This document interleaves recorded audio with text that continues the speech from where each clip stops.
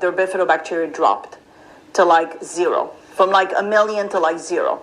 So it kept persisting. So there was a persistence in the damage, and not only 90 days, but 6 months, 9 months later. So that was the thing that started making me panic. And then as we were looking at the microbiome of newborns, to mothers who were breastfeeding, we started noticing that there's no bifidobacteria in those newborns. So we asked ourselves, well, I mean, because newborns are supposed to have a ton of bifidobacteria, right? 90% of the microbiome of babies is bifidobacteria. So we said, well, how come these babies born to moms that are breastfeeding that were vaccinated have zero bifidobacteria? Is the spike protein going to the breast milk, into the baby's gut, and killing whatever the baby's trying to build?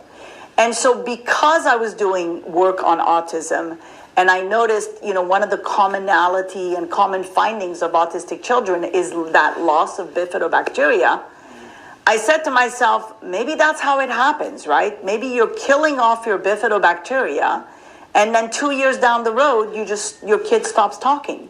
So this whole, it was serendipitous, really. I mean, this whole discovery, because, understanding what the microbiome looks like in Alzheimer's, in old people, in overweight patients, in Parkinson's, and,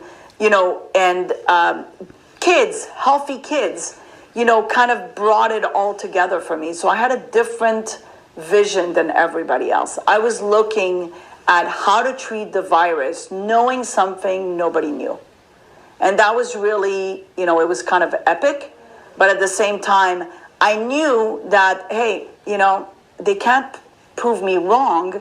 And if they are going to prove me wrong, well, let's see why. But definitely this needs to be looked at, because the microbiome has such an importance in neurological problems, in cancer, so in Crohn's, in Lyme. So, we just published 2 posters that were presented at the same college where basically loss of bifidobacteria was noted in Crohn's patients and in Lyme patients.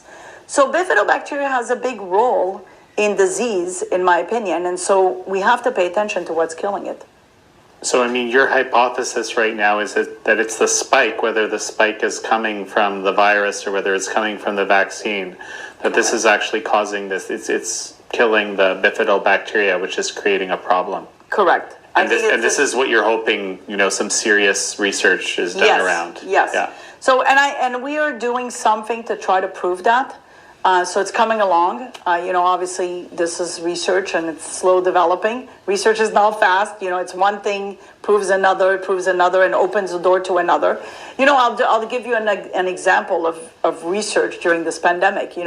One of the things that I did myself was kill my bifidobacteria, because I wanted to see, well, what increases the bifidobacteria, right? So I was the guinea pig. I was the guinea pig the whole pandemic.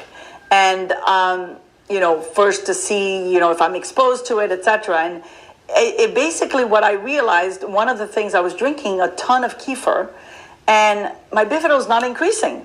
I'm not really good at taking my vitamins, right? Because I'm stressed and I'm busy and I'm not a pill taker. But essentially, I kind of let it die, and I started testing my kefir, and I looked, because we passed it through the machine, and we noticed that the kefir didn't have bifidobacteria in there, even though it says bifidobacteria. So I went to Whole Foods and Ralph. This is research, because here I am, I've just killed my bifido. I'm trying to boost it. Why isn't it increasing? So of course it opens a new research. And I went to Ralph's and the Whole Foods, picked up all the products that said bifidobacteria in the back. And we took 23 products. One of them was a $27 tonic water that had bifidobacteria in there. So I said, well, this got to be bifido, because $27. I mean, come on. Anyway, so we shook them. We took the sample.